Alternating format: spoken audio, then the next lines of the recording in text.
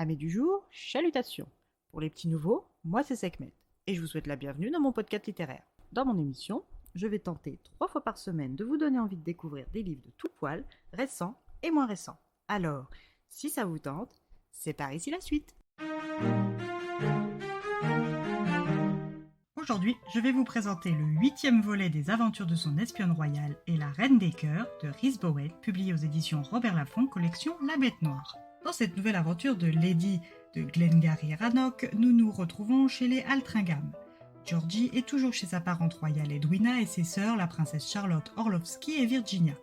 Ces 3 vieilles femmes apprécient la compagnie de notre fraîche et charmante petite Lady, mais regrettent de ne pouvoir lui offrir une vie plus adaptée à son jeune âge.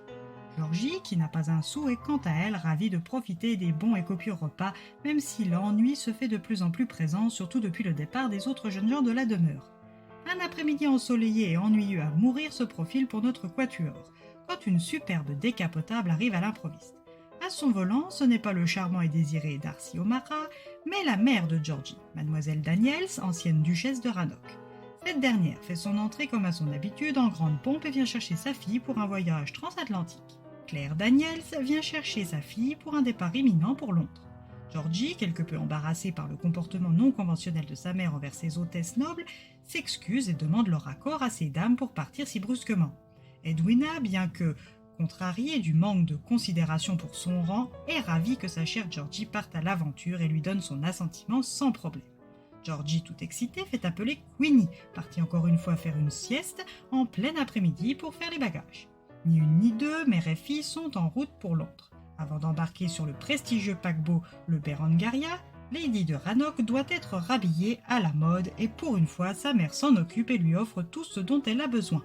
Mademoiselle Daniels, actuellement Madame Clegg, part aux États-Unis et plus précisément à Reno pour obtenir un divorce rapide afin de pouvoir se remarier avec son amant Max, riche industriel allemand.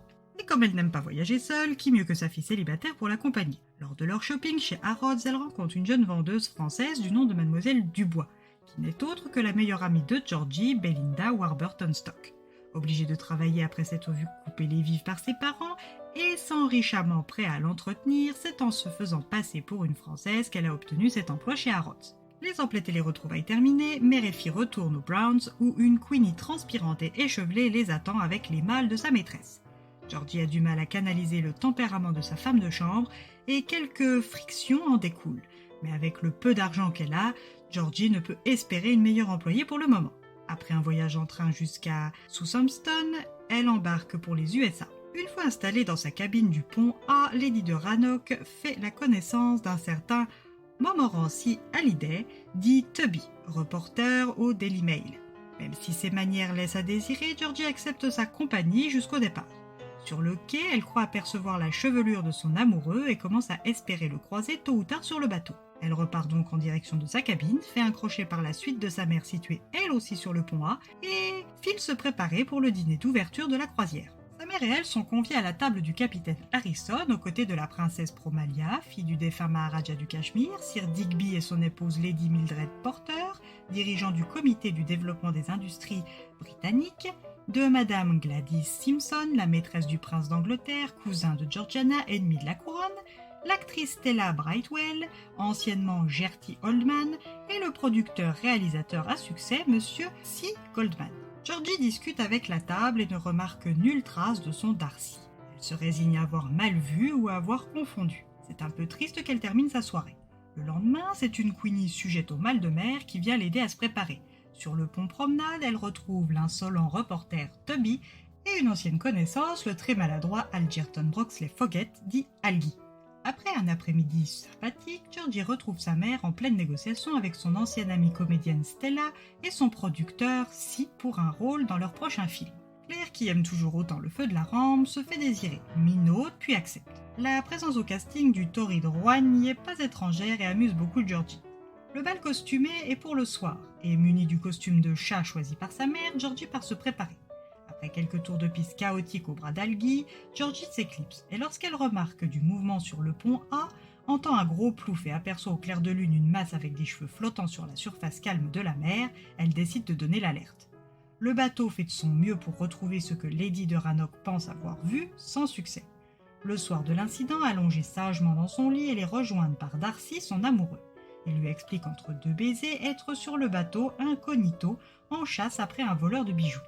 Il lui demande son concours. Le lendemain, elle retrouve Darcy et le capitaine Harrison pour redire ce qu'elle a vu et apprend que la princesse Promalia s'est fait voler l'étoile du Srinagar, un rubis énorme. Georgie va aider à retrouver ce voleur en servant d'appât, mais cela suffira-t-il à capturer le voleur?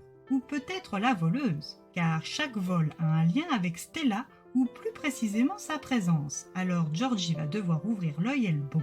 Cette mission n'est-elle pas un peu trop risquée pour Georgie? Va-t-elle permettre à nos amoureux de se rapprocher? Et qu'a-t-elle vu passer par-dessus bord? Alors, êtes-vous seulement prêt à trouver les réponses à ces mystères?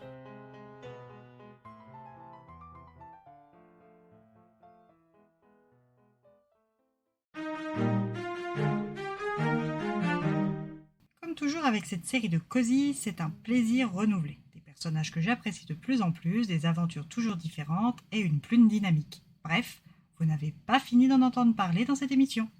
Et bien voilà, j'en ai fini pour aujourd'hui. J'espère que cet épisode vous aura plu et vous aura donné des nouvelles idées de lecture. Si vous souhaitez découvrir d'autres petits bonbons littéraires tout droit sortis de ma bibliothèque, je vous retrouve le samedi 7 octobre prochain pour un nouvel épisode. Et si d'ici là je vous manque de trop, vous connaissez le chemin sur Instagram, @leslectures de Sekhmet. Sur ce, chalut les amis et à la prochaine!